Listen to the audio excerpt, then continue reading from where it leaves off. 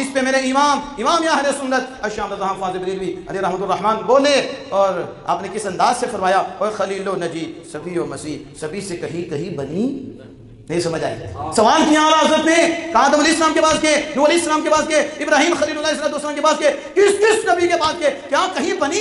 کہاں تم پھرے ہو، بتاؤ تو صحیح، اور کدھرے بنی جے؟ ایک در نہیں، در آدم پہ بھی نہیں بنی، در نوح پہ بھی نہیں بنی، در ابراہیم پہ نہیں بنی، در موسیٰ پہ نہیں بنی، در عیسیٰ پہ نہیں بنی۔ تو میرے امام کہتے ہیں اور خلیل و نجی صفی و مسیح سبھی سے سبھی سے بات کی جا کے کہیں بنی؟